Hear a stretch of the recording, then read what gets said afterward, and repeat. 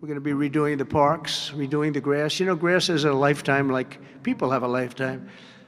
And the lifetime of this grass has long been gone when you look at the parks where the grass is old, tired, exhausted.